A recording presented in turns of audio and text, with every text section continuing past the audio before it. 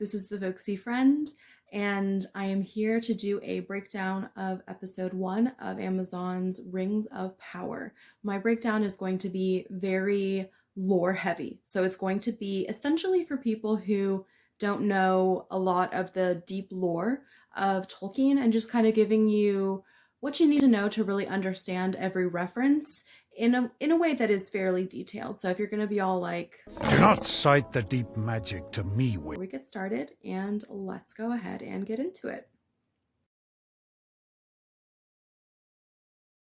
This is Valinor, like we were talking about, and these little elves children are kind of just living in bliss. The choice to make her bullied or picked on is interesting. Like I mentioned, she is a princess. She's very important and her family is very important. So to have kids picking on her is a little strange. I'm wondering if these are supposed to be like her cousins. Maybe that's who they're supposed to be. I am wondering if this swan boat is a reference to a great tragedy that happens a little bit later. There's a point in the story where the Noldor leave Valinor, and when they leave, they have two choices. They can either take these ships across the ocean into Middle-earth, or they can take a very dangerous, perilous journey through what is really an ice waste to the far, far north called the Helcaraxe. And that is pretty much guaranteed that a lot of you are going to die if you go that way. So they decide the boats are a better idea. And they all go to the shoreline and they ask their kinsfolk, the Teleri, for their boats. The Teleri do not want to give them ships, and the Noldor decide that instead of honoring their wishes, are just going to kill the Teleri and take the boats. So begins the first slaughter of elves killing elves. It is the first kinslaying, and it really marks those who are involved. It comes back to kind of haunt them later. And what is interesting is those elves that are being killed by the Noldor, those are actually part of Galadriel's family. So when she and her brothers come upon the scene and see that her father's family is essentially killing her mother's side of the family, she and her brothers do try to stop it. They're not successful. A lot of elves are killed.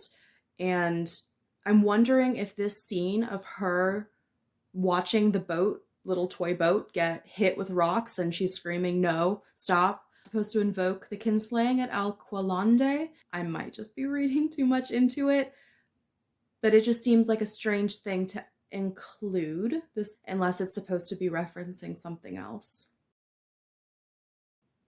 Here we meet Galadriel's eldest brother, Finrod, who is, in my opinion, the most amazing, or maybe the most amazing elf of the First Age. We will kind of get into why he is so amazing a little bit later, but it looks like they're pretty close. He's the eldest and she's the youngest. What she was referencing when she said, we thought our joys would be unending and we had no word for death, no one up until this point in Valinor has ever died. They've never seen it. And unfortunately, the first death that happens is actually her grandfather. He's the first elf that is ever killed. And that's what sets off the reason they leave Valinor in the first place. I think we'll get to that in a little bit. Those are the trees, that light we see. It's not a sunset, it's the two trees, Telperion and Laurelin. And the city that we see is actually a city that the Noldor, Galadriel's people, built. It is called Tirion, and it sits upon the hill Tuna, because we love Tolkien and his imagination, but sometimes his names are very interesting. This city is kind of the crowning achievement, really, of the Noldor, and they're mostly the ones that live there. So this destruction of the trees and the rising of the shadow of Morgoth, so cool. What they're referencing here is the fact that Morgoth is a bit of a bitter loser. He does end up being imprisoned in Valinor for just being a bad guy, and he convinces the gods to let him go. As we'll talk about a few times, I'm sure, throughout the series, the Valar have a lot of issues as gods. They don't always make the best decisions, and they're not always super helpful. They let Morgoth go, assuming he's going to be all, repentant. No, he causes problems pretty much immediately in Galadriel's family, actually. And it kind of culminates in him bringing this mountainous, monstrous, most terrifying thing you ever see in your whole life, spider named Ungoliant. He smuggles her into Valinor, and she actually sticks her giant spider beak into these trees and drains the light out, and it plunges them into darkness. And to add insult to injury, on their way out, Morgoth kills Galadriel's grandfather and steals some jewels that were in the house with him. And that is ultimately what leads to Galadriel and her family leaving Valinor. So what we're seeing here with the elves in a circle drawing their swords is most definitely the Oath of Feanor. So Feanor's Galadriel's half-uncle. He is the eldest son of Finwe, and he then becomes the king after his father dies. And he immediately makes his 7 sons swear that they will do whatever it takes to avenge their grandfather and to retrieve the Silmarils from Morgoth. And this promise leads to pretty much every terrible thing that happens in the First Age. What is interesting here is that Finrod is shown in this scene, and he does not actually take the oath. And that's a big deal. That is only the sons of Feanor that take the oath. I think the reason we're seeing him here is just to show that, hey, Galadriel's family goes to hunt for the Silmarils, and that's fine. I'm cool with him being there. What we're seeing here, I believe, is the flight of the Noldor when they leave Valinor. This is what I was bringing up earlier with the Swan Ship, that the Noldor, directly led by their new king, Feanor, go and kill a lot of elves and steal their ships. What is extra messed up is that when Feanor takes his side of the family across, he's supposed to send the ships back for his 2 half-brothers and their families to join, which includes Galadriel. And instead of doing that, he decides, to hell with the rest of my family, they're only my half-brothers, and he burns the ships. Eventually, everybody does make it over, only to find that Feanor died pretty darn fast after getting to Middle-earth. He's almost immediately killed by a bunch of Balrogs. More on that to come. But this is definitely the flight of the Noldor. They are all marked the moment that they leave Valinor. It is the reason why later Galadriel has the line where she says, I passed the test, and she can return to the west. This is why she couldn't return for the longest time. Even though she did not directly pick up a sword and kill elves, she is still marked by her decision, her family's decision, to follow the Kinslayers and leave Valinor and go into Middle-earth. And they all get caught up in what is essentially a curse. And that is why they cannot return, and why pretty much all of them die. Battle that we're seeing, this seems like the War of Wrath, which is the great battle, the kind of finale battle, you could say, where the elves have been, trying to get back at Morgoth, trying to keep back the orcs thousands of years. And it all kind of culminates in this great battle where finally one of the elves is able to convince the Valar to get off their shiny butts and do something. That someone is actually Elrond's father, but we'll get into that later. And this great war takes place. It's eagles against dragons, elves against orcs, humans against humans, and the great war ends with Morgoth being evicted, basically, from the world and sent out into the void, and peace kind of coming for a time. At the end of the War of Wrath, a huge chunk of Middle-earth is sunk. And that's what we're seeing there with all those bodies of slain elves and orcs floating, and the chasms of fire. They also open up at the War of Wrath. And that is ultimately where the Oath of Feanor comes to fruition. His last 2 surviving sons out of 7 get the last 2 jewels that were stolen thousands of years ago when their grandfather was killed, and come to find out, unfortunately, that through the atrocities that they've taken a part in, you know, the kinslaying, the second kinslaying, the third kinslaying, it's a lot of kinslayings, a lot of just straight up murder in the first age. Don't mess with the first age elf. But come to find out that they are now so corrupted they can't even touch the jewels. It's very sad. That's a tangent. This next scene with Galadriel putting the helmet on that mound, that's definitely supposed to evoke monstrous mound of bodies of elves and men that are killed during one of the major battles against Morgoth. A mound so huge it literally blocks out the sun. Even though this is definitely not that famous mound of bodies, it's too small, we're definitely getting a reference to it here.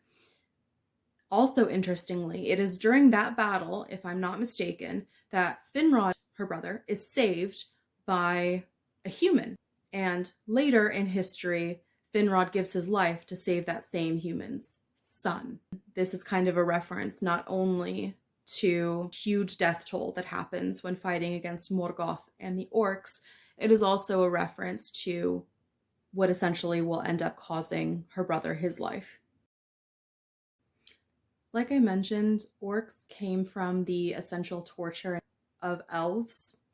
And when she says multiplying ever greater, we don't like to think about it, but according to Tolkien, they multiply the same way mammals do.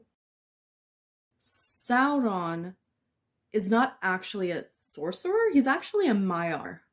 Well, so are the wizards. So yeah, I guess you could say he's a sorcerer. But he's actually a fire spirit. He's the same kind of creature as a Balrog, except he did not take on that kind of monstrous form when he fell to the dark side, if you will. So it's interesting that she calls him a sorcerer. He is just Sauron's right-hand man, his number one minion. There are a lot of fan theories, but Sauron is like as close to Morgoth as another creature can be. Yeah, let's leave it at that. Feel free to look at the fan art. In the lore, he's not actually killed by Sauron directly. He dies while killing a werewolf. He literally rips the throat out of a werewolf with his bare teeth to save the life of a human, the same human whose father saved him. And that's how he dies. The werewolf is Sauron's werewolf. I see scratches. I do wish they'd kind of given a little more of a reference to the boss way that he dies. So it kind of makes sense to me that Galadriel would be so obsessed with making sure that Sauron is gone because, one, he was never captured after the War of Wrath ended. But two, he's the only major threat that is left after Morgoth was defeated, and Morgoth caused the destruction of her entire family, except for her father, who did stay behind in Valinor. After the kinslaying, he decided that he wasn't going to go, but everyone else in her, pretty much her entire family, died. And Sauron is kind of the last part of Morgoth that exists in Middle-earth. And it makes sense with everything she's been through that she wants so desperately for him to be captured or killed. Literally what it's like to go to my mom's house. It's like the friggin' North Pole in there. Okay, they're in the far north. This is definitely Autumno, which is Morgoth's like very first stronghold when he very first arrived in Middle-earth. Before the elves even woke up, he created this giant stronghold in the far north, and it became this horrific ice castle, like dark Elsa level, because he is not only associated with fire, he is associated with ice. I get they don't want to be there, but this is Galadriel. She is a princess, and she is probably older by centuries. The disrespect is, I don't think I like it. Harfoots. Harfeet. Harfootses? The Harfootsies. They are the ancestors of the hobbits. If any of you have seen Annihilation and you have seen the monster nightmare fuel that is that bear, I just got a flashback. Look, we are in Lindon. Lindon is the city of the last kind of remaining elf kingdom in Middle-earth. Lindon is ruled by the Noldor still. I believe he's Galadriel's nephew, or nephew once removed, something like that. There's little Elrond. He spends most of his time in Lindon, and we will discuss his lineage a little bit later. It is kind of complicated. We'll get into it. Interesting that they say elf lords only. He's descended from several royal families. It's interesting that he's not a lord. I wonder if it's just because of his age. The tapestry looks like a ship going into Valinor. I'm wondering if it is actually Elrond's father's ship. Okay, let's get a little bit into the complicated lineage that is Elrond. His father is the one responsible for bringing the Valar into the War of Realms. He pleads with the Valar to get involved, to go and take care of Morgoth, who is really their kind of like fallen brother that they've just been ignoring for centuries. And he gets them off their celestial butts and over to actually help. And the light, the star that is above the ship, I'm wondering if that is the star of the Silmaril that Elrond's mother carries over as a bird. I said it was complicated.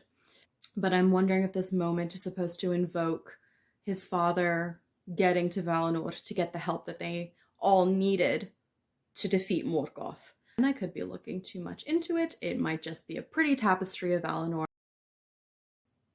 Okay, so this is, I feel like, the third time she's being disrespected.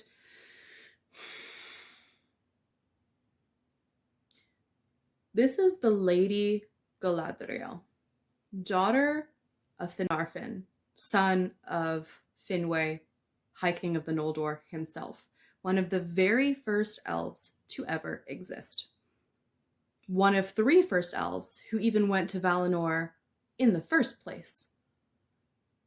The fact that everyone so far that I have seen is talking to her like she can just be ignored, like she's almost like she's kind of crazy for thinking that evil could still be out there. They're putting her in a position where her autonomy is purely physical and not her wisdom. They're not listening to her.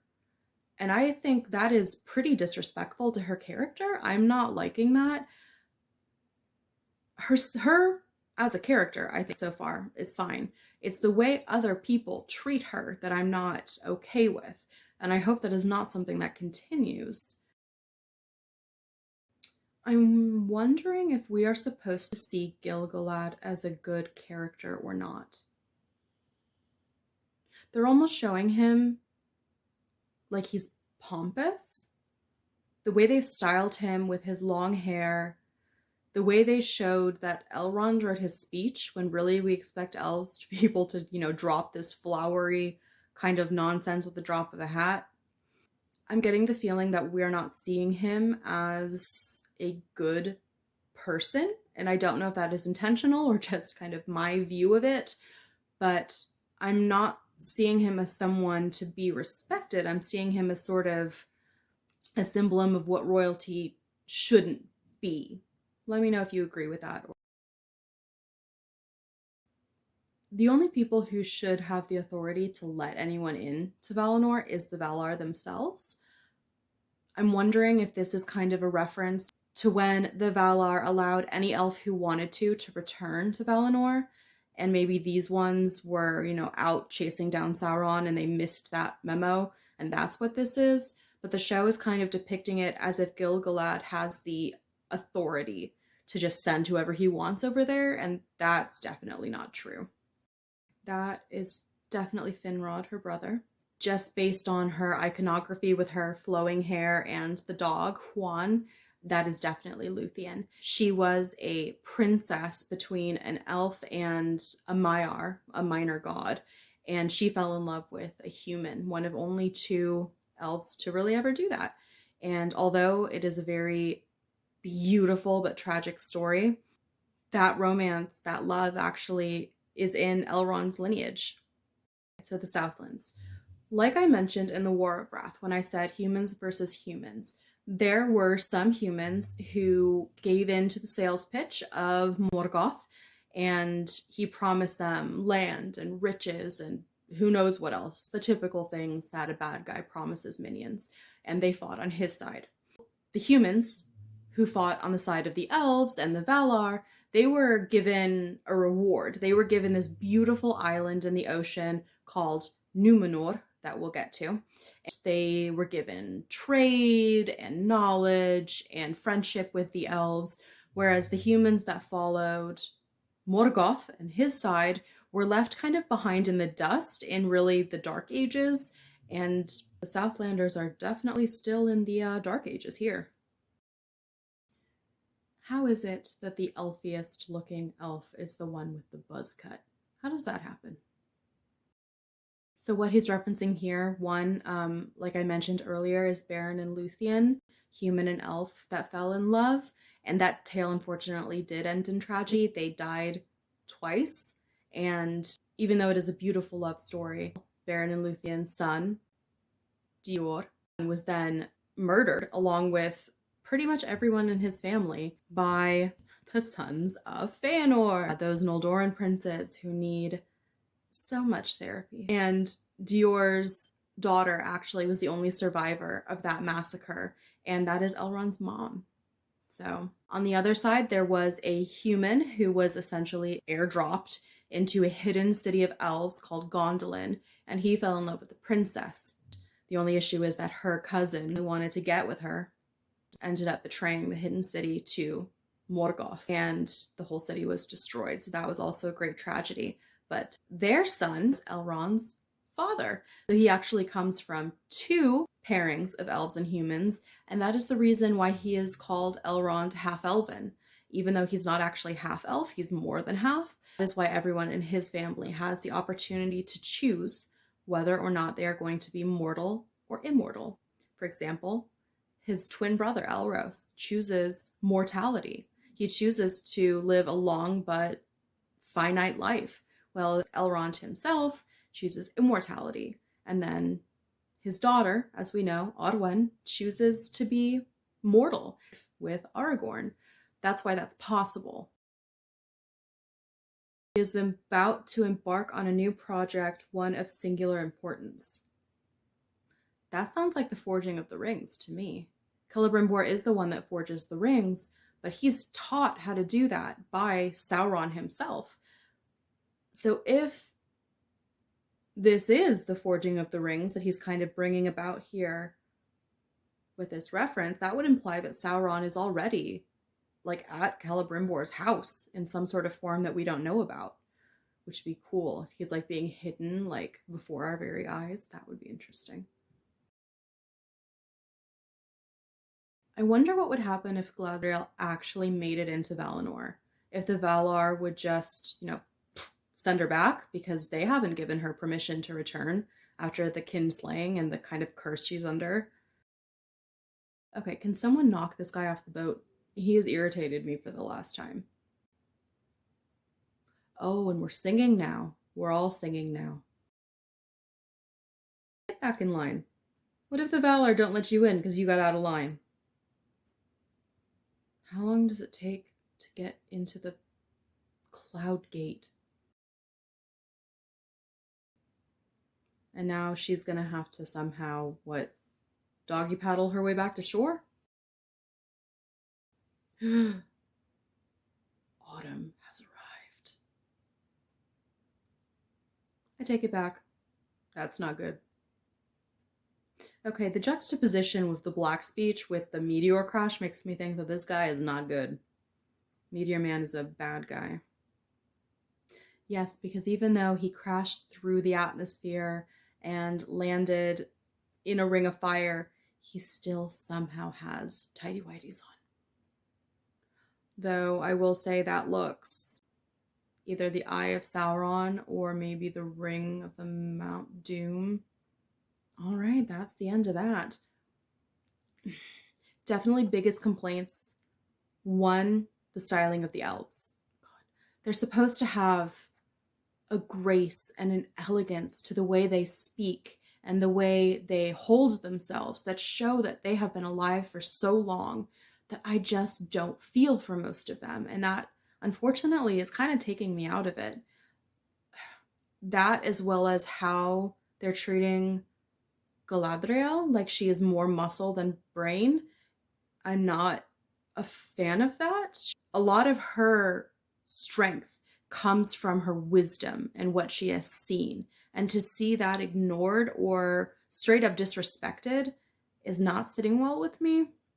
But I will kind of withhold judgment. We will see. Overall, I love it. I love what I'm seeing. Those are just my two kind of issues, but we're always going to have issues with adaptations. If you've ever tried to read the Silmarillion,